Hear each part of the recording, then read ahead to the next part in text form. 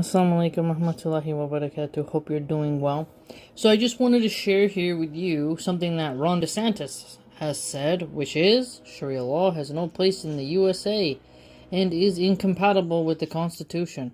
Now, I have a lot of screenshots. Maybe I'll put them into a larger compilation in the future. Maybe, maybe not. But there's a trend now on the right wing where they are focusing on Sharia law, which is a non-existent problem in the United States. I, as a Muslim, would love it if Sharia law was as big as these people claim, but this is all a deflection. It's just raw meat to the base. There's pollution that is a way more pressing issue from the water bodies. We have deforestation. There is massive corruption. We have local gangs causing problems. People are struggling to be able to pay off their student loans. Colleges are too expensive. Public school teachers keep getting caught doing inappropriate things with students. There's abuse in the medical system, like nurses not treating the elderly well. There's abundances of issues that'll directly affect people's lives if it got fixed. But what Ron DeSantis is doing here is he's channeling the inner bigot. He's giving this sort of hatred, which is a juicy thing that Christians like to chew on. And just being like, hey, we hate these Muslims and we want to make sure their laws can never exist.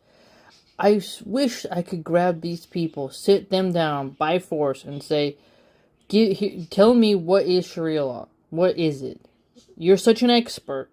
You know so much about it that you'll stand against it, and you're saying the sky is falling because it's coming. Tell me what it is. What have you read? What is a tafsir? Where is the Sharia law derived from? And then you'd see these people don't know what they're talking about. They're not scholars, they're not theologians, they're just slimy, grimy politicians. And they're playing a rhetoric game here. And people have to start being more intelligent with who they allow to affect their consciousness. It's unfortunate that a lot of Republicans, in order to make them move, you have to make them afraid. Fear is a very powerful political tool. And the Republicans, for them, they have to always make you live in fear. Fear of the brown person, the black person, the immigrant. Never fear the white man, though. And don't ever fear a Christian. Those are the only categories you shouldn't fear. A white Christian. Everyone else, be deathly afraid. Afraid, afraid, afraid. When someone like Dylan Roof blasts up a place, or the Aurora, Colorado shooter, when you have countless white men doing bad things, oh no, lone wolf, lone wolf. It's become a parody at this point. And Ron DeSantis, it's important that we highlight him now because he's going to try to run again probably for president. So, thus far, MAGA and the entire Republican Party is against Muslims. I think you should remember that. Now, I haven't heard any leftist politician, the Democrat or progressive, really foster this much hatred towards Muslims. You have a lot of the radfems who don't like the patriarchal aspect of Islam, and that they don't like the rainbow cult stuff. But when you look at just raw bigotry, you have to be very careful in America. And I'm not going to vote. I'm not going to help either one win, but I'm damn sure not going to help any Republican win. See, politicians, you got to make them work for you. They are supposed to be public servants. And if somebody is actively trying to raise money by spreading fear and hatred towards Muslims, then we have to be smart with our money. And it's time that the Muslim community get more close and united, especially in America. I know people who live in other countries might be thinking, what's the problem? They're not going to get in the way of Allah's plan. But when you look at the Uyghurs in China, and you look at the Palestinians, you look at how Afghanistan suffered in Iraq, you can begin and just how things changed when Gaddafi left. No matter which way you square it, Muslims are suffering and they're not in a good position. And for now, America is the hegemonic military force. So you don't want to help people who hate Muslims and demonize Muslims and fearmonger around us to get into power. Because then they will oppress you. And they're trying to get love through hate. He's trying to get a pat on the back by demonizing every aspect of Islam. This is a political science trick of rhetoric that he's doing, and it's important for us not to sugarcoat who he is. See, a politician should want to serve his constituents on things that create a nice overlap of issues. So, Muslims, Hindus, Sikhs, everyone wants to have clean water. Why not focus on clean water? Why does he have to get sectarian? His job is to be a government official making the secular things function. See, America is a secular, liberal, atheist country. He doesn't say ban Christian law, but they'll say this is a Christian country. But the funny part is, further, is that the Bible is not used in the executive, judiciary, or legislative. He's so weak, as a Christian, he's not fighting to implement Christian values. He fights for the atheists, while parading around as a Christian.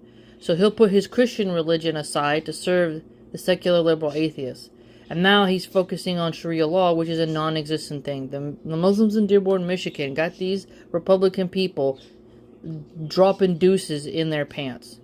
It is quite pathetic that they are not even 3% of the population, but MAGA, the right wing, the alt-right, they cannot even get control of themselves. They are losing their minds over women in hijabs, pushing baby strollers, and not in bikinis, and a guy with a beard. Now, if you want to dress like a Viking, pagan, heathen, and have tat up yourself pretty much, and you got a long beard and some gauge earrings, that's fine. The sky's not falling for that, which is far more normal. You got a mohawk, like you're still in the 80s, you're a goth, that's chill. There's nothing illegal about that. But they gotta focus on Muslim behavior when Muslims are pretty much just going about living their daily life. Again, it's an insult to people's intelligence, and shame on Ron DeSantis for participating in the frenzy, in the hysteria, in the paranoia. And again, be very cautious of Muslims who are telling you to help these Republicans get in power. I have no idea why some people would want entities like this to get into power so that they can make Muslim lives more horrible, make us less safe, try to outlaw the hijab, and then you see who he hangs out with, who's his donors, who's backing him. You have to be smart, okay? They are not focusing on real issues, and I wish Christians could be a little bit more intelligent and realize, hold up, you're spending taxpayer time talking about Sharia law. What's next? You're gonna do Hindu law. But they'll never do Judaic law, right? Oh, whatever. But they could focus on. I mean, it's fascinating. There's just so much going on in America right now. From fixing the school problems, updating infrastructure, building more modernized hospitals. You could even create a program where you help people to afford to become doctors without massive debt. Like, there's tons of things they could do, man. Help out the small farmers. Subhanallah. But no, they don't care about actually fixing things. They gotta get love through hate. They gotta get love through making you pissed off and afraid. What a sick situation. It's really bizarre. Let me know what you think. Please like, comment, subscribe, join the blog.